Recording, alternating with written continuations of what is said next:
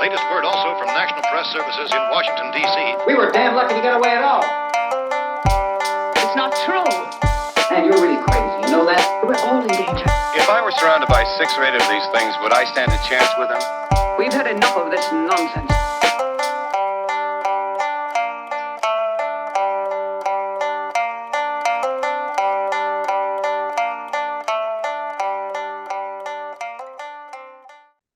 What's up, everybody? Welcome back to Check the Candy. I am Jon. This is Taylor. Taylor, say what up. What up? We're coming to you with another episode of Unwrapped, my friends. A little segment Taylor and I have been doing, talking everything unknown mysteries, stories, folklore, conspiracy theories, all that kind of good stuff. Me and him love talking about this kind of shit. So we decided to start this segment. First episode was called The Staircase. You guys can go to the YouTube page and check that one out now if you want. It's a pretty interesting story we did. Also, make sure you like and subscribe to the YouTube channel. If you guys ever have any stories that you want us to talk about, maybe of personal stuff or stories that you like, just make sure you go on our Instagram and you can DM us, and we'll tell that story on the air and talk about it. Today we have a very interesting story. We're calling this one The Case of the Alien Gangsters. Ooh. In a sense, right? I mean, it has something to do with it, but this kind of goes a little bit deeper than that. We had watched a documentary and did some research on this doctor that kind of he's known for taking implants, extraterrestrial implants out of humans. He has his medical degree, so it's not like that much of a far-fetched if you're into this kind of stuff, right? But it's an interesting story. So anybody who doesn't know Jeremy Corbell, who does a lot of documentary work, a lot on extraterrestrials, stuff like Skinwalker Ranch, Bob Lazar, cool stuff like that. And this is one of his earlier ones, 2017, I believe this one was. Very raw documentary called Patient 17. And I didn't like it because it was really filmed well or anything. It was, like I said, it was very raw footage, but it was all about this guy who had some encounters that he thought were, maybe he was taken at one point in his life in his earlier years, some abduction shit. And he always had this pain in his leg. And he decided to see what was underneath his skin and see if he could go to this particular doctor and get it removed, whatever this he didn't know if it was a piece of a Tonka truck from his childhood, a nail, something like that was stuck in his leg, or was this something that was implanted in him at a young age. So that's what we're going to get into today. Yeah, definitely. And this dude that he's talking about, he's actually like he was pretty religious. Him and his whole family were. And so the guy that we're going to be talking about is Dr. Roger Leir. Yes. And Roger Leir was kind of known there. He was put towards, he put everything towards this right here. He was looking for that like smoking gun, so to say. Like he was looking for something to prove that this is not normal. This is what I'm pulling out of people is not normal. But he never really could, get there. Although everything that he pulled out of him, nobody could explain. No one could really explain anything. A lot of different elements, stuff like that, that you wouldn't really find in a normal nail or bolt or anything like that, or a piece of metal. I mean, very odd things. These things were made out of a lot of different elements that some of them are terrestrial and some of them seem to be extraterrestrial. Things from like comets or asteroids, that type of metal, certain irons, basically, things that were made up of 30 or 40 different materials that you would never, put into a nail or any type of, woodworking material or anything like that, because it would just straight to the point. It would just be too expensive to do these types of things.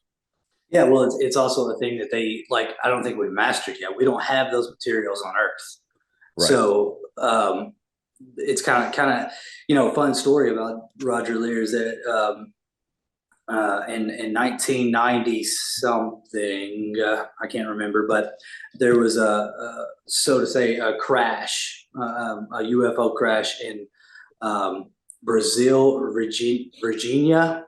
Yep. And that he went there. He kind of investigated, not really investigated, but I think he was trying to get his hands on some of the material from the wreckage, so he could analyze it. Same thing that Dr. Jacques Vallée is doing. Do you know anything about Dr. Jacques Vallée? No, not much. Okay, well he's incredible. He's that's another good one. We can talk about Dr. Jacques Vallée, but he's done. He actually says, I have wreckage from a UFO crash, and the material that what it's made of is something that I've been analyzing my whole career. This is something that I've done. So he was kind of trying to do, from what I've gathered, is that he was trying to get that material so he can analyze it as well with what the materials that he's pulling out of people. Right. And I forgot I was going with this, but yeah, go ahead, John. Well, what's cool about this documentary that I liked is it focuses on this one patient. Like I said, this guy who has something in his leg, it hurts. He wants to get it taken out. He's not really a believer. He's more religious, all that kind of stuff. So it kind of follows him going to the doctor's office and getting this thing removed, a very small surgical procedure. Basically, they just cut into his leg, take this thing out, sew it back up. Pretty easy, fairly quick. And then just analyze the material that's in his leg. And what they pull out, I mean, is this Tic Tac size of a piece of metal. You know what I mean? That was giving him so much pain. Now I can't, I can't speak to what metal feels like in your leg, I guess. I don't know if it's that small, it does cause a shit ton of pain no matter what. It's probably hitting nerves, that kind of stuff. But it was causing him a significant amount of pain. And it was just interesting the way the documentary was laid out, because they make this incision, they take this piece of metal out, very small, then they have to run all these tests on it. And you can kind of see the patient getting frustrated, and Jeremy Corbell's with him the whole time. And what I love about Jeremy is he's going to give you the facts of what happens no matter what. That's what was kind of cool about this documentary. Yeah.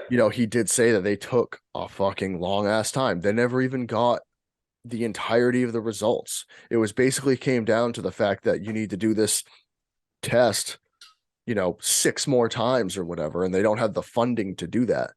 Yeah. So I'm not saying it's a scam per se, but there are some people that work with this particular doctor that don't interest me that much.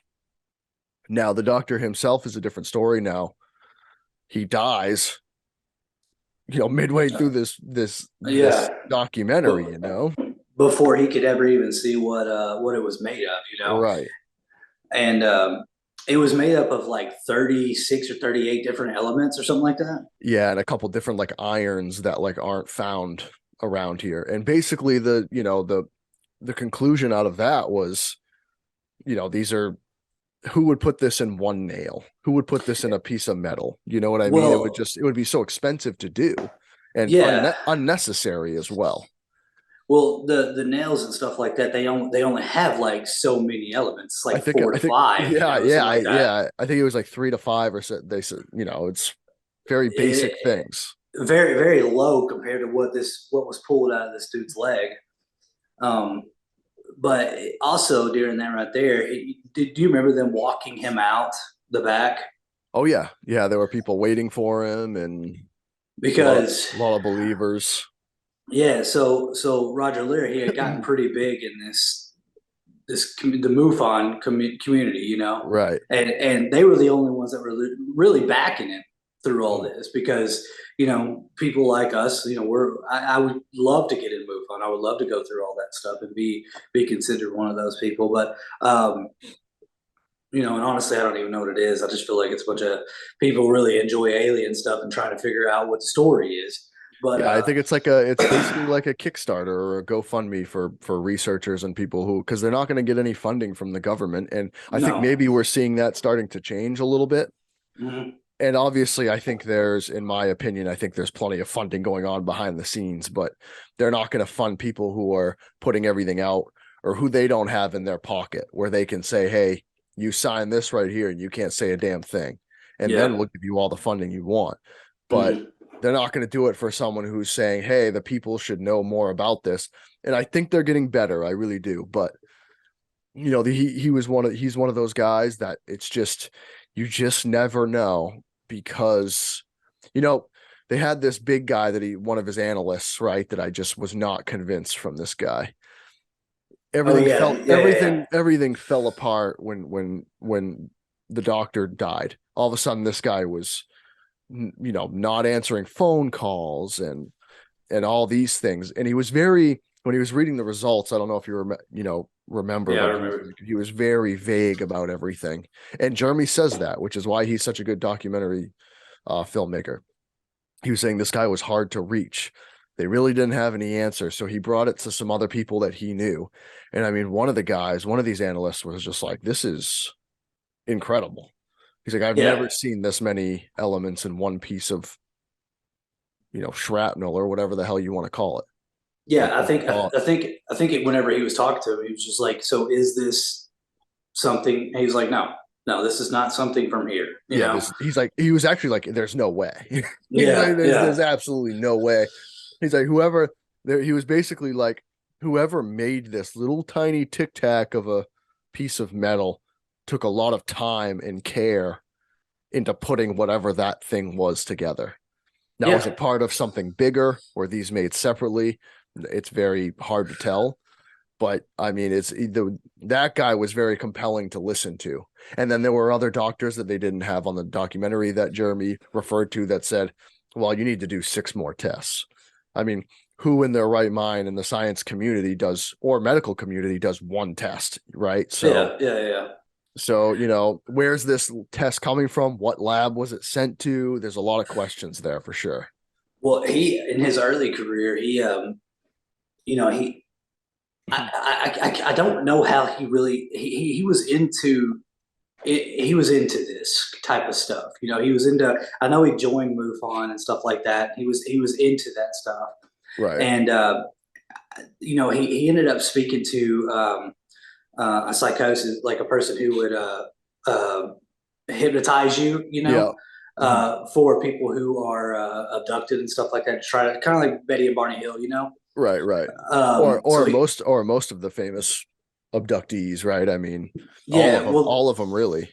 Well, this guy that he ended up coming in contact with through the MUFON segment and service or whatever they do, this guy, the what's it called? I'm sorry, I have to. Patient 17. No, hypnotism. There it is. Yeah. This guy would do hypnotism, and because his son was abducted, so what he wanted to do would try to help other people that regular therapists and stuff like that wouldn't take on because they didn't understand. They just kind of pushed it away, Right. Well, Dr. Roger Leir ended up getting in contact with him and thought, you know what, I want to get some people that you have done hypnotherapy on, and I want to scan their body, and I want to see if anything's in there. I want to see if there's an implant or if there's anything. This is just a separate part from what you're doing. Because we know that they've had an encounter. Now let's figure out if they've implanted them with anything. And that was his thought. He had 17 patients. Okay. So patient 17 was the one that Jeremy Corbell made the documentary about. But the interesting one to me was patient 15. Right. This person, he was complaining about like a real bad pain in his toe. Okay. And he woke up and there was blood on his sheets and stuff like that. And he didn't understand what was going on. So he ended up getting in touch with Dr. Roger Lear, because Roger Lear was actually a foot doctor of sorts. He did surgery on people to relieve pain in their legs and feet. And he got his degree back in like 1960 something, you know? Yeah, he's an old dude for sure. Yeah. But he ended up getting in touch with this guy, or this guy ended up getting in touch with Dr. Roger Lear. And so he did a full scan of him in his toe and all that stuff. Well, he didn't find anything, but he did find something in between his fingers. I don't remember which one it was exactly, but it was, you know, and like John was saying, the ones that he would pull out were about the size of a pinhead to a BB. They're very small. Well, so whenever he was pulling this one out, whenever he because sometimes, like I said in the documentary, he could feel it. You know, you can kind of you could tick it or like clink it almost. Yeah. And you would feel it. Well, that's what they were, you know, that's what he was saying, that you could feel it. So whenever he cut that open and he ended up finding it, whenever he grabbed it, it shattered into a bunch of pieces. So he spent a good long while, a couple of hours, extracting all of these little bitty pieces out from him. And then he went back to get the last one, and it was gone. He couldn't find it. He did ultrasounds. He did x-rays. He couldn't find the last piece. But he had put all of the pieces that he pulled out. They were all separate pieces, multiple, I mean, little bitty things, you know? Right. And he put them all in like a little container that doctors do, and then he squirted them with like a preservative, and then they set it up on the shelf, pretty much sewed the guy up, and a couple of days later he went back to analyze it, and they refused back together. Right. They weren't separate anymore. So this is an interesting story, just simply because of that right there. They weren't separated. They were fused back together. Right. So he shook it, you know, and they separated, and he waited and a couple hours, and they were back together. So whatever it was had a magnetic pull to it that pulled it all back together. And it's such an interesting story. And, you know, to most smoking guns, you know, this is a big smoking gun that people, because it's not only that right there, like that's crazy that something he pulled out of somebody can magnetically pull itself back together. Now you would have all these debunkers come in here and say, yeah, it was this or this and this magnet something, you know? Right. But the crazy thing about it was every single one of them that he pulled out had a membrane on it that was very hard to cut. It was very hard to dissect into that membrane to look at the product, you know, or whatever it is. And it was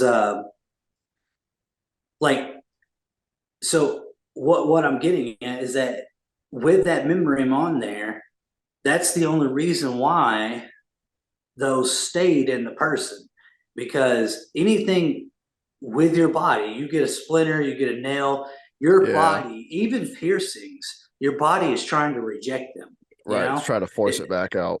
So he thought that membrane is what would keep that object in that person. And he said every one of them had it. And that's interesting. It's pretty cool, isn't it? Like it's so like, that's the smoking gun that, like, I just think a lot of people nobody knows about this story. Yeah, no one's talking about it at all. And it's like, you know, from what that other analyst was saying, was like, this is one of the biggest discoveries that, like, I mean, you find more stuff like this, you do more tests on this specific piece of metal or whatever it is that was pulled out of patient 17. I mean, you do more tests on this and those tests come back the same. And he was even saying, he was like, I mean, maybe the test is off by, say it's off by 10. You're still talking about an absurd amount of materials in this one thing. Yeah. And what was cool about patient 15, I don't know if you caught it, it was the other analyst. Was it really? I didn't know that. So it was the big guy in the documentary. He's like, yeah, I'm patient 15. And Jeremy Corbell was like, what? And it was just a candid thing that he had caught on camera. It wasn't even going to be part of the documentary. He's like, "What are you talking about?" He's like, No "Yeah, way. I didn't. Okay, so no, I didn't catch that. yeah." He's like, "Yeah, I'm patient 15 actually." And he was like, "What?" He's like, "You never told me that." And like all this stuff. And he's like, "Yep, that was me." And then the guy was never heard from again. Or like they went to his house, they could never get a hold of him. He was never home. He like basically gave up on everything, or at least stopped talking to Jeremy after the doctor died. You gotta think about it. Like you got people like Bob Lazar that they know what they've seen, they know what they've been through, but they do not want to be bothered. Like this No, is a yeah. situation, and take that guy right there an example. Like he was clearly a person that just did not want to do this. Like No, definitely. He was sweating. He was, and you yeah. have to realize that like this was his job. He was like, this was his career. He was getting paid by the doctor to do these. And now with the doctor gone, what happens to his career? Where does he go now? It's not like you can just fill out a fucking application and go to the next fucking implant center. You know what I mean? Like Yeah. he probably lost a lot right there. And, but it was interesting that they never saw the piece that they brought out of him again. After the doctor died, they never saw it again. So this patient 17 never got closure. I mean, it's a really interesting story, and it kind of messed the guy up a little bit. He kind of got a little bit of closure. He knows that it was definitely made out of something that was not from Earth, Right. So But I mean, it shattered his entire belief system, which I don't know if he should have looked into it that hard. But like to him, it like shattered everything that he like grew up knowing and believed in and all these things. And he was really, really hoping that it was going to be a piece of like a toy or like what was interesting is, and I think a lot of debunkers would go to this, is he is a construction worker. He was a carpenter. He builds stuff. So he's around nails and metal and, stuff like that all the time. And the other thing is the doctor was like, I mean, this is just one spot. I mean, we could analyze your whole body. You might have, because he had a couple different, encounters as a kid that he was talking about. And this is where we come into the whole alien gangster thing. He said these things were not nice. They were not there to just communicate with him. They were there to place something in him. And he fought back, he said. So to him, he calls them alien gangsters, you know what I mean? Because he saw as himself as like a rat in a cage. Like he was just a test subject, and these things didn't give a fuck about him. They were there to run tests and implant something and track him, basically, like we do with animals now. You know what I mean? It's he's like, these things were here to do things, and they were kind of gangsters about it. They were like, hey, there's nothing you can do about this. We're putting this in your body. And so he was very startled by the fact that it was something different, because it just first of all confirmed everything that he was talking about. As a kid, he didn't know. You grow up, you go 35 years later, and you don't know if it was really real or not. Then you find this thing in your leg has extraterrestrial, basically stardust in it. You know what I mean? Yeah. Things that just aren't around here, and to hear doctors say that to you is, I mean, pretty wild. It was pretty startling for him, because he had a bad experience with these things, and so he was kind of upset because you have all these people trying to figure out what's going on in the cosmos and in the universe, and like he's kind of like, I don't fucking want any of this to be true. Like these things were bad, and he called them gangsters, and that's why this episode is named Alien Gangsters. Alien Gangsters. And I've never had an encounter of any sort, anything like that. But right. I do feel like there are extraterrestrials out there that are probably gangsters, like, so to say. They're mean. Right. But, in our terminology, right. Yeah, and the other ones, I don't feel like they're, it's a weird subject that no one, maybe in our lifetime we'll figure out what the hell is going on, if there ever Seriously. Was or ever is, anything, But I would like to think that, yes, there are a few different races of aliens, and some are probably pretty pissy fucking pieces of shit, and the other ones are literally just nice white-haired, good-looking people. You know, like Right. they kind of look like, and you know, the Pleiadians, I think is what they call them. You Right. know, they're white hair, blonde hair, whatever you want to call them. They kind of look more like humans, and Or you know, so they're not. they allow us to believe, so we're not. Yeah.